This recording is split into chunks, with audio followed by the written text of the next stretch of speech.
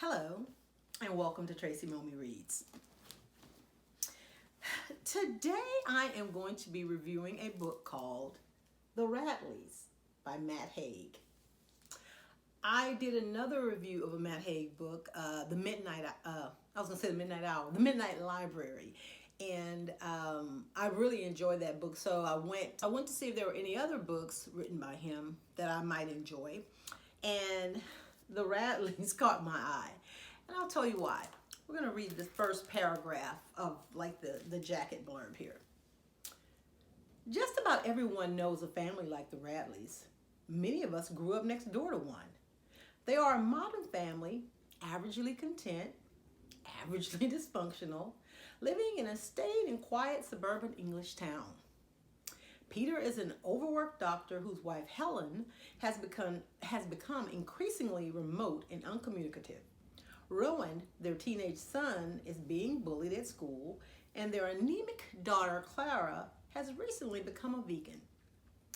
They are typical, that is, save for one devastating exception.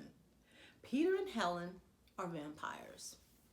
Okay, there's more, but yeah, that's what grabbed me. So this, I don't know if you could see, on this picket fence, which, evokes the whole, the white picket fence, the perfect family in life, there is like a dropping of blood. I think that's a brilliant cover. But yeah, the story is about a family of vampires. But just like many of the vampire stories before them, the author has kind of created his take on vampires. And I don't know what it is about vampires and stories about vampires or the vampire lore that so many people find, so enticing, myself included. I mean, obviously, I got the whole Twilight saga over there. I think it's the whole idea of the, because wait, first, let's just all agree that the whole blood sucking thing is disgusting. But I think beyond that, it's the whole idea of immortality, of having certain strengths or abilities, perfecting your human form. I think a lot of people find that alluring and, like I said, enticing. And that's why so many people gravitate towards those types of stories. I remember reading Anne Rice's interview with the vampire many eons ago, and then subsequently going to see the movie starring Tom Cruise and Brad Pitt, and I was totally enchanted. And just like in Anne Rice's story and Stephenie Meyer's stories, the way that there's some commonalities in their vampires with the immortality and the perfected looks and all that stuff. But everybody has a different way that they present their vampires in their stories. And there's no exception with Matt Haig and the Radleys. First off, the Radleys are what they refer to as abstainers. So for the last 17 years, Peter and Helen have been suppressing their true nature as vampires because they want to fit in with normal people. They just want to be a normal couple with kids. So they've been getting the majority of their sustenance from meat, and preferably rare meat. That's where they're getting their blood intake, and but it's just not enough to sustain them. Their son, and then this is the other thing, their son and daughter, they're so strict to this lifestyle that they've decided to lead.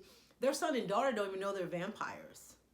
And I'm gonna read something else from this, because it's not until one night Clara finds herself driven to commit a shocking and disturbingly satisfying act of violence, and her parents are forced to explain their history of shadows and lies. So her and her brother are like teens in high school when they discover that they're vampires, because her brother just thought he had photo something. I know it's not photosynthesis. It's some thing where you're like allergic to the sun, because when he's out in the sun he gets rashes, and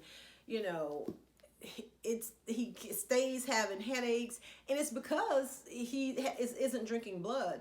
But their thing is, like, once you get a taste of it, like, it's going to be hard to stop. So they're trying to, like, avoid having their kids even, ever, I guess, taste blood. But Clara messes all that up. And it's funny because she, at the start of the book, has decided to become vegan because, and she wears glasses and she's kind of frumpy. And she becomes vegan because she loves animals, but she's never been able to pet a dog or a cat or even hear birds sing because animals are terrified of her. It's because they know her true nature as a predator, even if she doesn't. But yeah, once Clara gets her taste of blood, she doesn't need her glasses anymore. Like, her physical appearance changes, and the things that she worried about, like, it is mind altering, like almost like a drug. And after the incident that happens, which I'm not gonna give a spoiler away, I just got to read it. I will say it's kind of gory, so if you're not into that type of thing, you may want to stay away from this one. But I mean, the book itself isn't filled with gore. It's actually a funny book in a lot of parts, and because it's so modern, I think he wrote the book in 2010, but it could very well be something that takes place now. I mean, it's just in this regular suburban neighborhood with these kids going to school and this and that, with the exception that they're vampires, and this incident that sets the whole neighborhood like on high alert. They end up, after Clara's incident, they end up calling Peter's brother, who is a practicing bad boy vampire, to come and help them because his name is Will, and Will has this skill. He has an ability where he can, it's either mind blood or blood mind. I can't remember. I'm getting my notes. But what the ability is, he can, it's kind of like charm casting or mind, forcing people to do stuff.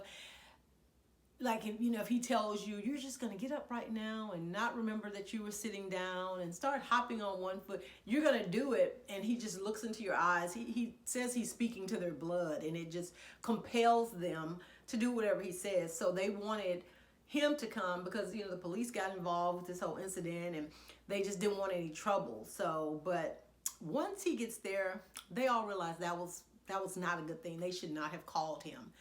And there's this group. It's kind of like a special unit or special task force that they are very aware of vampires, and they kind of the police for vampires, but they themselves aren't vampires. These are just humans.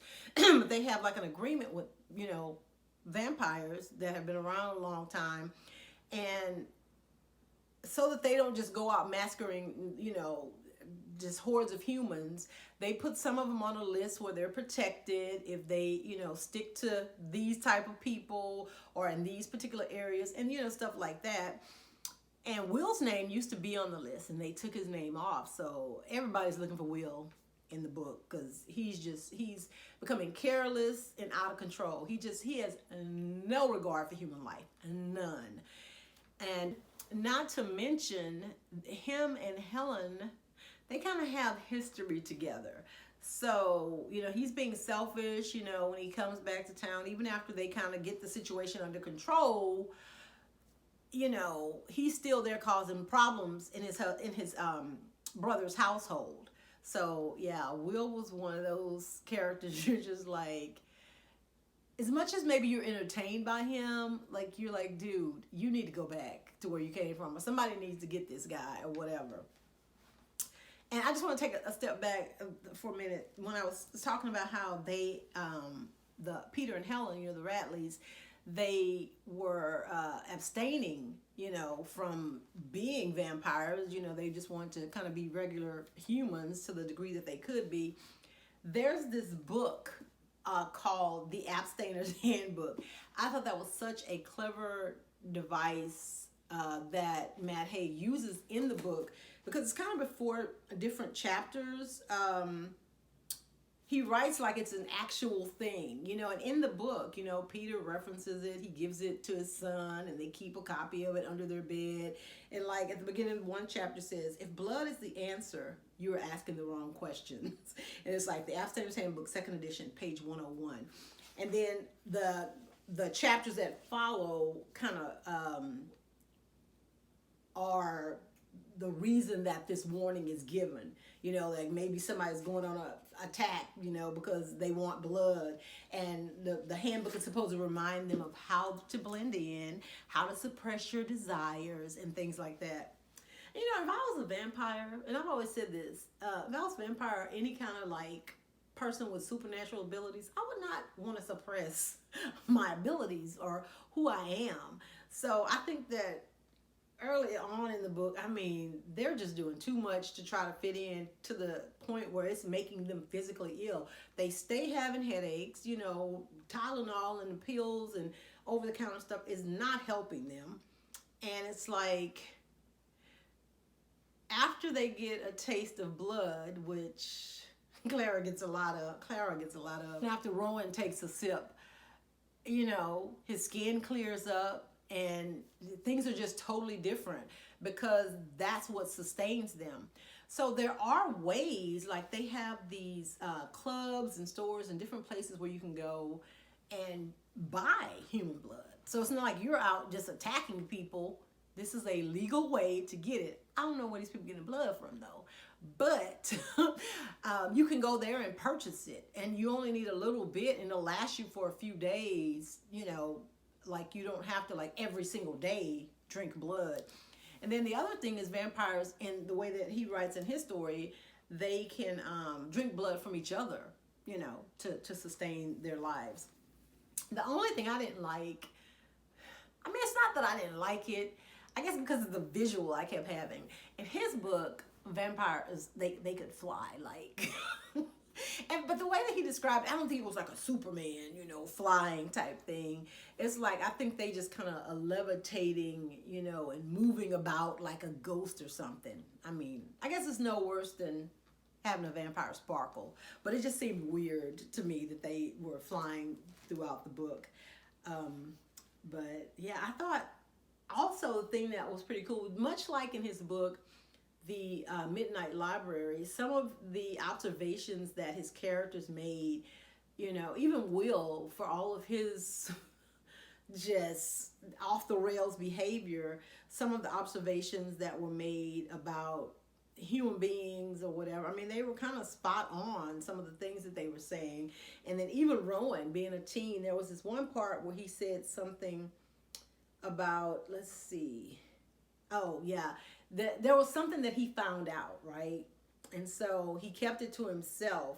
And it says, it felt strangely grown up too, as though that's what being an adult was, knowing which secrets needed keeping and which lies will save the ones you love. You know, and even though this is a fictional story and there's vampires and stuff, and that's like true stuff. Sometimes we keep things from the people that are closest to us, you know, for their sake more than our sake.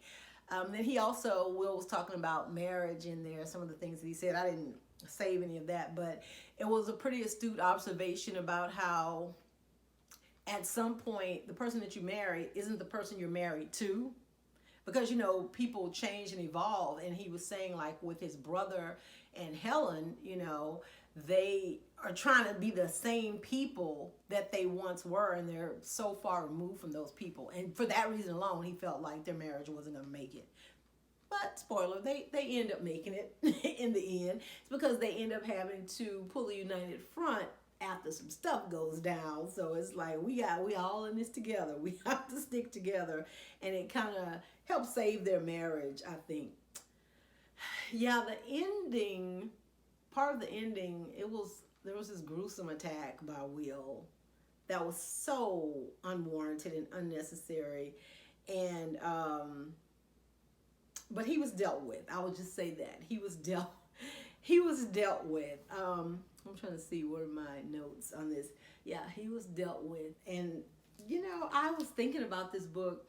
This book, I think, would make such a good TV series, because the book itself is like 370 pages or 65 pages.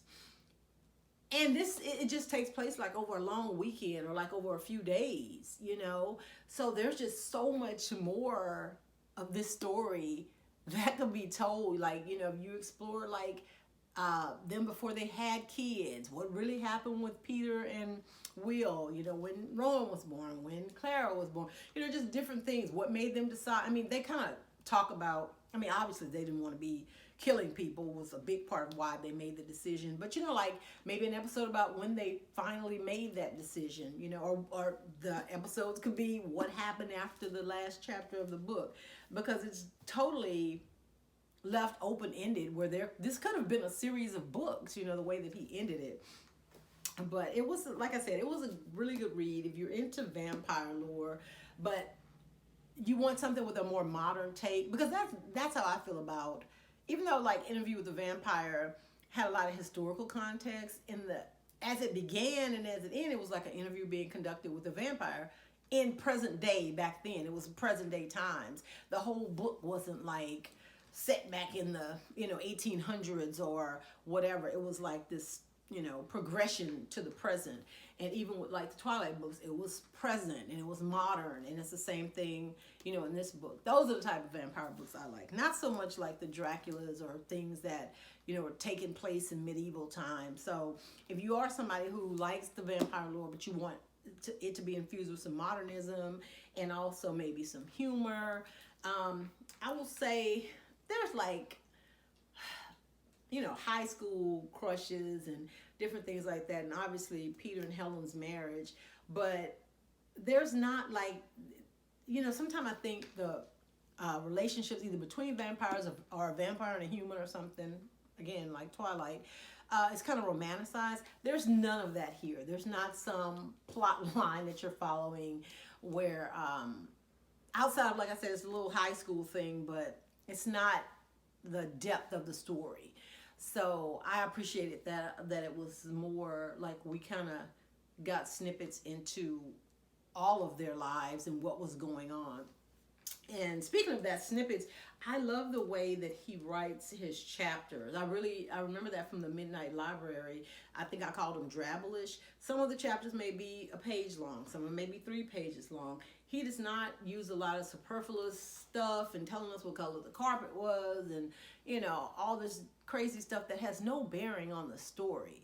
I think a lot of writers just like to flex their creative muscle or to show out because they know how to write so poetically.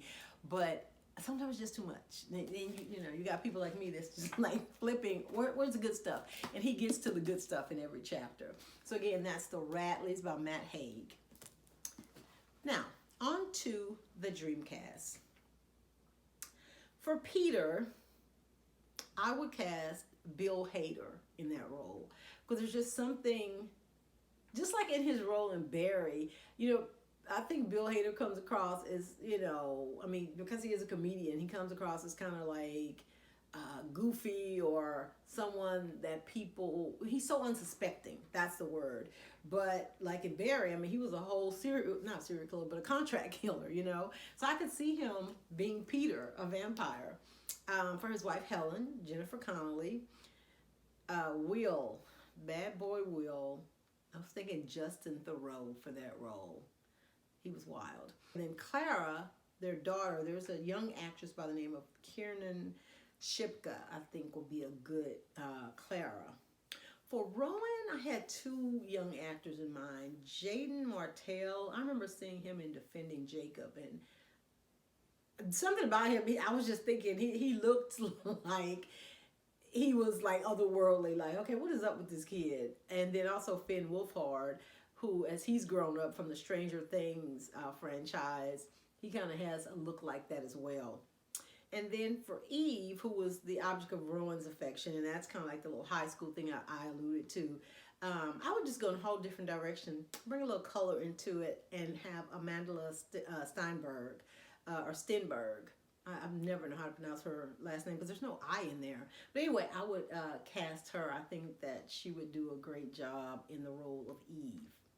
So yeah, so that would be my dream cast. And I really wish this would, out of all the books I've read so far, this was a January read, even though this is being posted in February. This is the only book that I can truly see being a, you know, made for film or TV, and that I would watch it. I would definitely watch it. So thank you guys so much for watching my book review today. Please like this video, comment. I'd love to hear from you guys. Make sure you subscribe to my channel so that you don't miss any updates or when I post new videos. Thanks.